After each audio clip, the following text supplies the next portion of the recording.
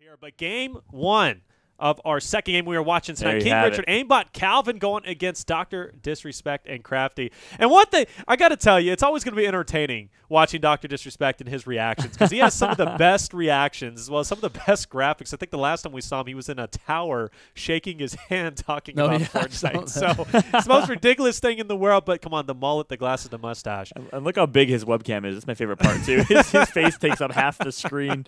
It's amazing. I love it. I love it. But, hey, here we go. We're underway. And honestly, I can't call it because I tried to last time, but Dr. Disrespect and Krafty were just, I mean, they were just surprising me. So, honestly, I'm so scared to go against them. But I got to say, I'm favoring King Richard AimBotCalvin in this situation, but not going tilted, it seems.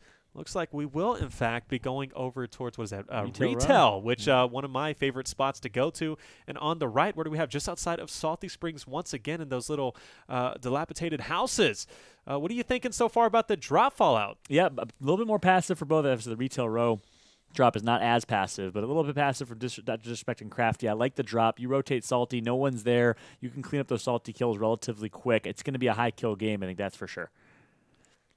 Definitely possible. But, yeah, I think regarding the play styles off the break, it is a little bit interesting, right? We see Dr. Disrespect Krafty kind of going for a little bit more of a standard pick, but still, right? We talk about King Richard and AimBotCalvin. They like the fast-paced gameplay. They go to retail row, which is, considered, at least in Friday Fortnite, to be one of the more high-intensity places as far as, overall players. I mean, by no means is there going to be a shortage of kills in their position. They have to be very wary of their backside at all times. And also in the bottom right, one thing, or bottom left, excuse me, of our screen right now, AimBotCalvin, along with finding the blue tack, also has found some stink grenades. Yes. What's your guys' thoughts on those, right? I know just got added a few days ago. I've been trying to rock them as often as I have been, but I'm not going to lie. I've been kind of embarrassed by how many times I've died from them. My one-by-ones. Compared to how many times you've gotten killed. Yeah, exactly, yeah. That's the thing. I think they were a great addition, and the reason why they added this was because they're trying to battle out, which we'll talk about that later, too, about the addition when it comes to turtling in competitive matches towards the end. And there's so much we could talk about that, but, of course, just touching on the stink bombs, which, by the way, that's creative in itself. We have smoke grenades, we have maybe gas grenades. No, they call them stink bombs, which I absolutely love how playful Fortnite is. Boogie bombs as well. Boogie bombs is such a serious mindset, such a serious competitive environment. But it's really powerful, and also too, it only affects health. So you got to be thinking. Shields, obviously a big important thing. A lot of players just like they carry shields. We don't typically see band-aids or medkits. They'll choose the minis over the shields overall, but having the stink bombs in your back pocket, throwing those out, it kind of forces players to have band-aids as well as medkits. But they're very powerful. But also another thing that's weird to me, they come in, you can only stack up to 5 of them, yet they come in stacks of 3. So that was kind of an interesting addition. But Fallout, what do you think about them? Yeah, I mean, I absolutely love them. I think it adds a different level of meta, which is great. And it also allows you to kind of use AoE to try and drown people out a lot more. And you see actually right there, it was, I think, King Richard who's holding 6 of them. So he's holding a 2-stack. Oh, was he holding 6? Yeah, he's holding a 2-stack of them right now, at least. I'm not sure if he's going to change his mind, but you still see it in his inventory. Oh, okay, gotcha. So clearly these pro players are valuing them and are finding them as a great addition to the game if they're going to be devoting that much inventory to stink bombs. Well, they're just so strong. They're just, I mean, that's the thing about them is like you throw, and also too, they impair your vision. So you might, you throw them in a turtle, maybe a 1x1 or even a stacked 1x1. You throw them inside a house that someone's camping in. There's a lot of potential to get a kill there, but a big engagement going down with AimBotCalvin, of course, here at Dusty Divot. Now, this is one of the areas that kind of was brought back because of the battle pass. A lot of players have been going here because there's a chest challenge that a lot of the casuals have been trying to get for their battle pass. So we're seeing a lot of the competitive players go here. But look at this is one thing about AimBotCalvin. He is just lasering these players. He's going to go down and get into close range engagement, but also keeping that high ground, showing his dominant build style that we do expect from a guy like AimBotCalvin. And I guess as a player, the most frustrating thing to play against, and you guys probably have seen this, is when someone is doing exactly that, holding their high ground with an AR. It's so tempting to dive at someone with 2 shotguns out, maybe double pumping, but the smartest thing you can do and the most frustrating thing to play against is someone that's just holding their right-hand advantage or head glitching with the AR. Yeah, absolutely. So high ground, so incredibly important. That's one thing that I've been working on, at trying to get locked down, because if you get high ground, you're definitely going to win typically, unless someone's down there with a pickaxe like Legion trying to just take out your base and make it collapse on you. But it does happen. But you've seen, going back to the stink bombs, you've seen Epic try and kind of nerf the build wars so incredibly much. That's why they actually buffed the machine gun, because that was kind of a way to the minigun to kind of burn through those walls, burn through those builds. Now you're seeing stink bombs to kind of come through and avoid the turtling. LMGs have become more useful as well. We saw the 400 to 600 buff and also the time buff for the C4 usage. So you could definitely tell that they're listening at least to the competitive community, but it's caused a lot of controversy. I don't know if you guys want to comment on that now or later, but it's definitely something quite interesting that we've been seeing throughout Fortnite. Yeah, I'd love to talk about it. I mean, I think the buffs I agree with. I like the buffs to the minigun, the LMG, the C4. I think it added a new meta, a new way to play the game, which is great. The memo that recently went out, which talks about future changes, I'm not sure as much. It's been a little more controversial. Yeah, I mean, it's kind of I mean, it's really just based off personal opinion at this point. We saw a lot of, kind of like I said, for the most part, pro players or even, kind of spectators of the game as well, talking on their opinions of not being fans of the lack of mats, the ability for how hard it is at build fights toward the end. But at the same time, I personally was a decent fan of the change regarding the amount of mats. I know it was kind of, one of a slim amount, but just for the portion of, I was seeing a lot of players kind of tweeting out when it came down to squad matches. This isn't duos related, but squads matches, and there was 50 players alive in the final to last zone. Like the second to last zone, 49 to 50 players alive. Something obviously needs to be changed when it comes down to certain aspects of the game, whether it's mats, whether it's the the building of the game or not. I think it's great that Epic is at least putting out the effort, at least putting out the opportunity, saying, "Hey, we realize that the case is here, and we're going to be trying our best, right? We're testing things." And I think it's fair to say the testing ground is there, whether or not it's your favorite thing at the moment. I mean, Fortnite Competitive is here, and they want to make it a very long-lasting product, not just go off the hype. They want to make it a long-lasting game, and I got to give them credit for that. I think no matter what is the case, whatever you really look at as far as the scheme of things from the background, it's fair to say they're trying to make their game an even more enjoyable experience for the long term rather than short. So. And the good thing is they're doing it now versus doing it during the competitive season itself, right? Like we talked about, they have about 6 months of time before we actually start seeing the competitive World Cup. So there's still a lot of growth and a lot of time that we can kind of just mess around with things, jetpacks including multiple other things to take away or to put into the game. Who knows? It might be a good addition, and we just have to try it out and see how it works. But I know a lot of the pros, Daquan especially is one of them.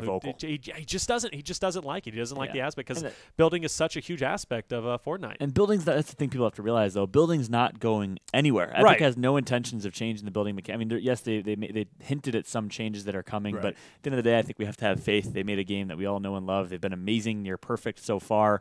I think we can trust that they're going to listen to community feedback. If they do something that's wrong, godforsaken, they'll fix it. And I think there's enough time before the competitive season where that can happen. And I know one thing that for those who have been watching the top left of our screen, it's actually been King Richard who's been put out the turbo farming, which has been kind of a thing as of recent. Not many players know exactly how it works. Essentially, what you can do is when it comes into your key bindings, you can actually change the wave emote slot to your right click, and it actually cancels out the animation every other pickaxe swing. So every time we actually start to see a few moments from King Richard, whenever he's trying to kind of go for mats, you see his pickaxe having a little bit of a spaz attack almost for a short period of time. That's what he's doing, and obviously allows you to have a little bit of an easier time to collect some of those resources. It's faster. It is. Yeah, it's like every other pickaxe swing, you have the opportunity to grab mats twice as fast. But take a look at the top right.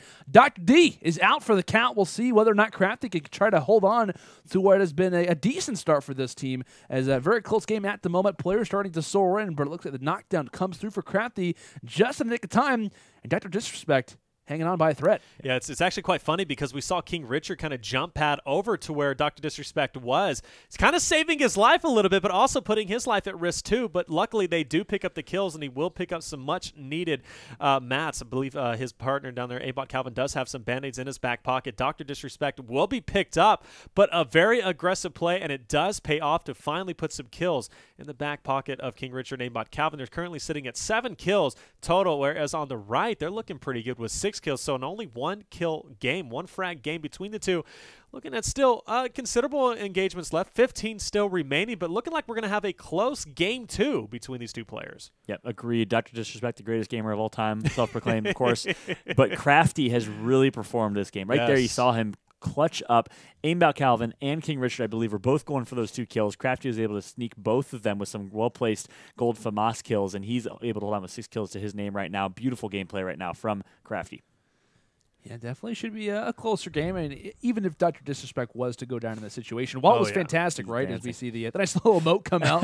But, I mean, even if Dr. D would have gone down in that situation, I think we can all agree it wouldn't have been in the end of the world as we continue to speak on Krafty's amazing play. Yep. Hits a casual hunting rifle headshot from a few feet, a little bit of a decent distance away, it's fair to say. But, yeah, man, it's going to be a close game heading into match number 2. And I think it's great to see, right? Not seeing early eliminations is nice for our opportunity because it makes that game number 2 all the more important.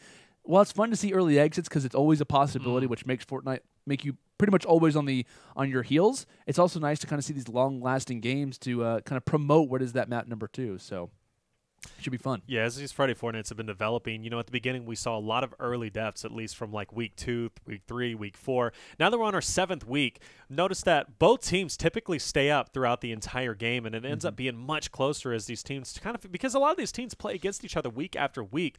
Maybe a couple of team changes here and there, but for the most part, they have at least an idea how their team is going to be playing, and we're seeing that matched. Even in the first round we saw between Avery High Distortion and One Shot Girl Nick A30, we saw High Distortion kind of make a great play with his teammate Avery. They landed salty, and they kind of mirrored where they knew One Shot Girl and Nick A30 were going to be landing. So a lot of these teams are starting to learn about each other, starting to counter each other considerably well, and it's just allowed for overall closer games. Yeah, it's been great to see the development, of course, as the meta evolves and this unique high kill format with UMG. Nice. Oh, Snipe's not going to connect right there for Dr. Disrespect as he's putting some shots in, but I think score right now 3 down. I believe not make that 4 down for Dr. Disrespecting Krafty. So a good start from King Richard and AimBotCalvin, who I think are heavy favorites in this tournament.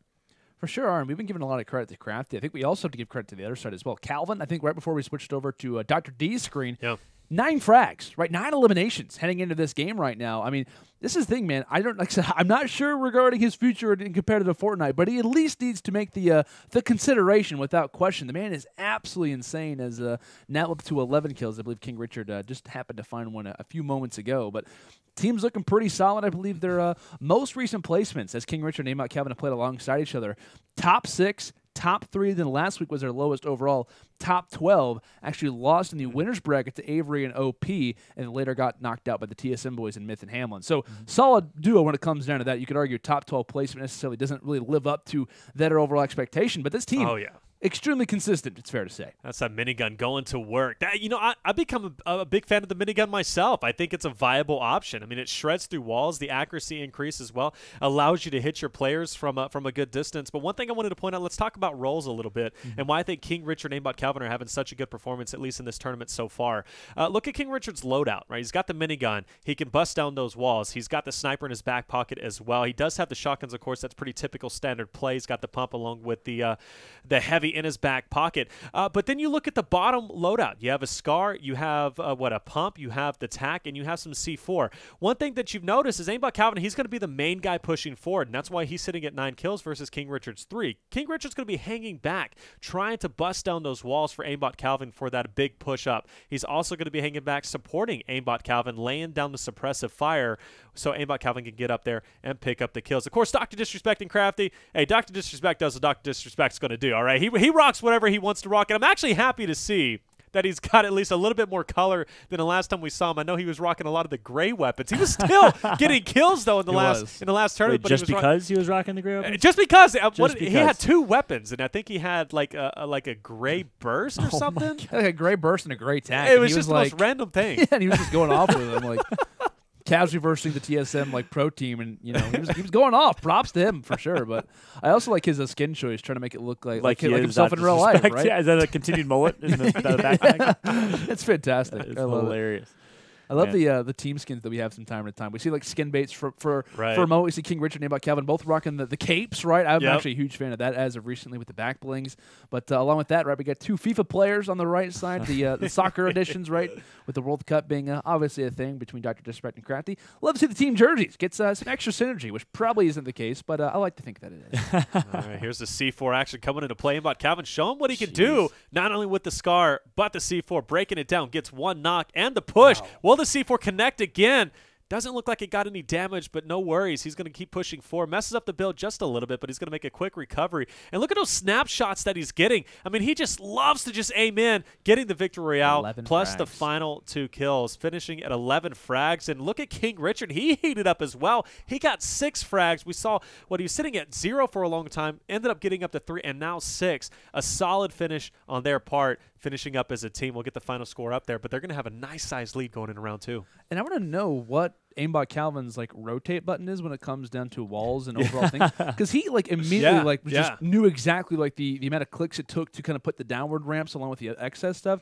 I mean, when it comes down to being I guess you could say PC player in multiple esports and whatnot, coming from the Overwatch scene now, obviously into Fortnite as well. I mean, you take a lot of things with you, but that adaptability is always super impressive to me to see guys coming from a different esports title, while it still is obviously on PC and whatnot, but to make that quick transition over and to just immediately get the game and to kind of run with it. You see a lot of esports players kind of be solely based when it comes into one esport over the other. They're kind of like, hey, I'm good at this one, I'm only good at this one, but it's a rarity to find a guy who can perform in multiple esports and be at the top of his game, and I think that's only going to give more credit to a guy who has aimbot in his name and lives up to the title in Calvin. So.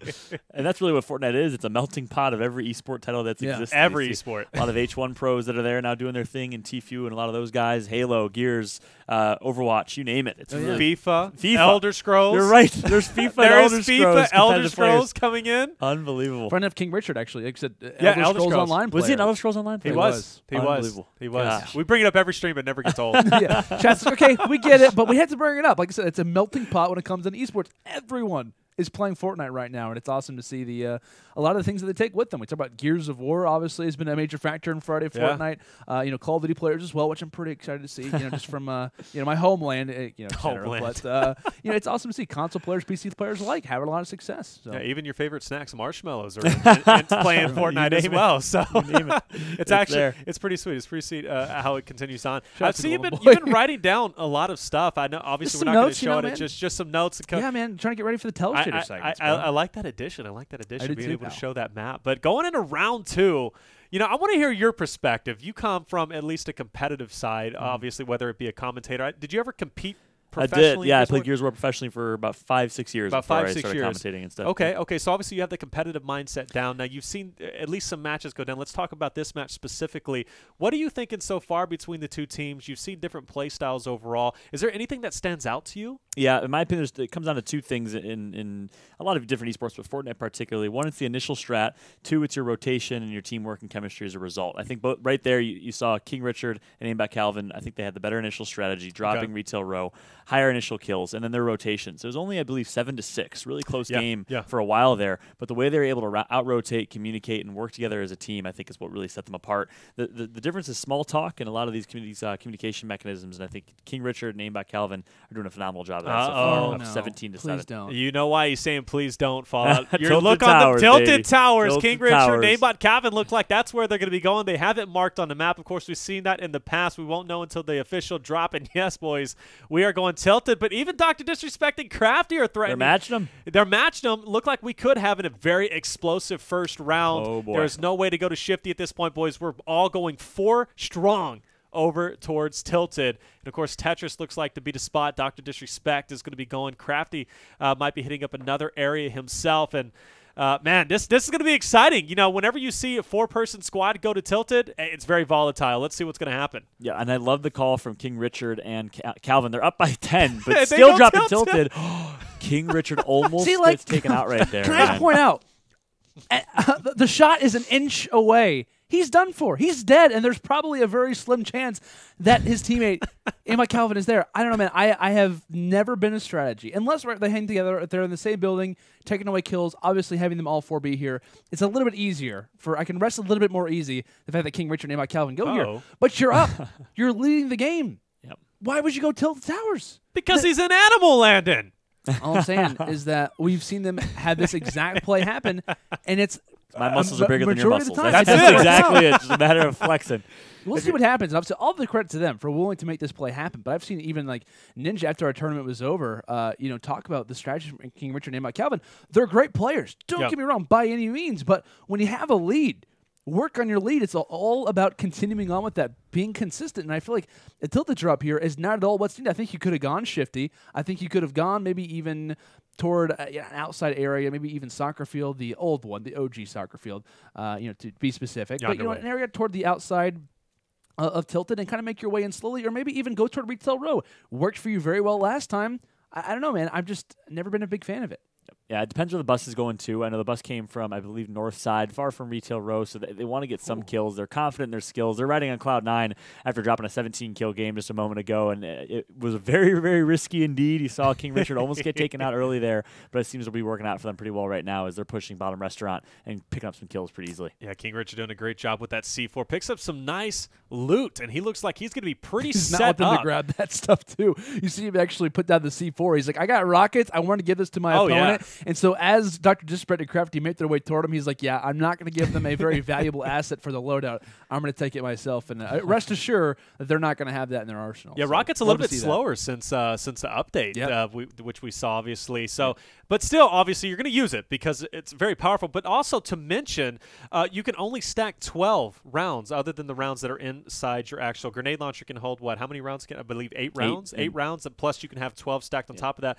RPG, obviously, a little bit. How many is that, Taylor? Quick math. That 12 plus 8. 20. Very good. Hey, I'm doing good. Casio in my back pocket. Trust me. But no, if you RPG can only hold 1 rocket plus 12 in the back pocket too. So that's an interesting effect, and that's another way Epic's been trying to kind of get rid of the turtling aspect. Or actually, I guess that would kind of help the turtling aspect nonetheless. But still, interesting how they're making that work out. But already, these guys dipped out of tilted incredibly quick, but not empty-handed. 6 kills on the left and on the right sitting at 2. So we're still going to see King Richard and AimBotCalvin have a good-sized lead. What now? To be 14-point lead so far over Disrespect and Krafty. Yeah, I'm interested in the strat here for King Richard and Calvin. Rather than mirroring and following Dr. Disrespect and Krafty because they're up by so many kills, they're going to decide to push elsewhere and push for their own kills. I would have liked to see a shadow there instead, but we'll see if it pays off for them as they're pushing towards Pleasant Park. I think they're trying to out-rotate and get there a little bit quicker.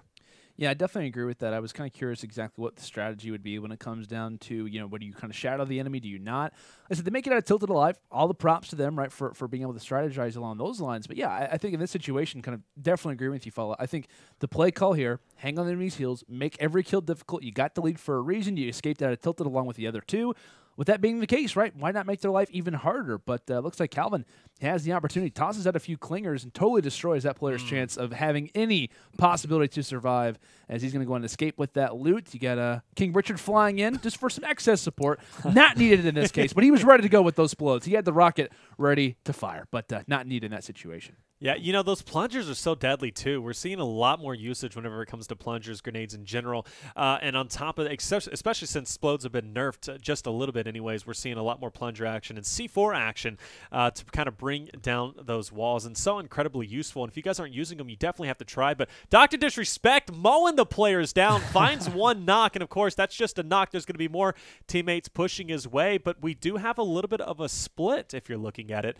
I believe Dr. Disrespect, he's going to be relatively close to Krafty, but Krafty's still a little bit behind, so he's got to be careful. If he gets dropped here, he could, in fact, be down and out, and already with the deficit, could be spelling trouble. And I was going to say, like, maybe at this point in the game, I'm not exactly sure the entire scoreline. All I know is that they're down by a fairly decent 14. amount. Yeah, that's a decent amount, fair to say. Thank you very much, production, for that. At this point, you're talking about a split. It needs to happen, right? They need to get away from each other. They need to have as many opportunities to find kills as possible. This has been a very normal strategy for quite a few of our teams. Is when you're down a high majority of kills, we're getting down to the last 30-plus engagements. It's going to be a little bit slim if you don't already know where players are going to be coming from as far as the zone is right now in the game. I think for Dr. Disrespect and Krafty, you got to go your separate ways. At this point, being near Loot Lake, you have a few options, whether debating on the zone to kind of make a late rotation for Pleasant. There's Anarchies available. Obviously, there's always somebody in Tilted. You got Dusty Divot. You can kind of make a little bit of a transition to pretty much anywhere on the eastern side of the map. So I think there's an opportunity, but I think they need to get away from each other. I think they need to have more opportunities to find kills, and this is a smart play coming in from King Richard and Calvin.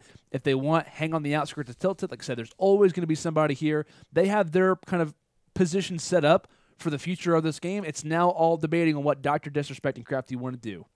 Yep, all eyes on them as they're currently down by, I believe, 13 kills. So quite a bit of work that they have to put in the second half of this game. But I do like the rotation that they're making. I think that's actually a little bit stronger than going tilted, as you're going to be able to pick up the people that went Retail Row, that went Salty Springs, that are rotating Dusty Divot. And as you see right now, they're going to find a couple more. It's Krafty at the bottom right of your screen. Krafty is lasering the players from over above. And we've been paying attention. Oh, nice little bounce trap coming out. But, of course, taking some damage. Krafty down to 1 health in a dream, and it's not going to come true. He goes down. And who is that in his back pocket just behind him? I believe that's going to be Dr. Disrespect dropping behind him, taking some damage himself. Has to be careful. Will we see Dr. Disrespect drop? He's going to be at just about 20 health, and he's down and out. And that means Dr. Disrespect and Krafty are going to be moving to the loser bracket, and that is the quickest way to get back to your dashboard I've ever seen Dr. Disrespect go. But still a great performance. You're going to see him now. He's going to do the full screen, of course, and you're going to hear a speech from him. But they're not down and out yet. They're going down to the loser bracket. Yeah. But a tough matchup. King Richard, AimBotCalvin showing, obviously, Tilted was the drop to go to. They've been playing considerably well throughout our tournaments. And, obviously, I would have to say they're probably picking up a few fans out there in the chat overall, especially with the duo. 24-11 is going to be the final score. That is a good-sized lead and a dominant showing.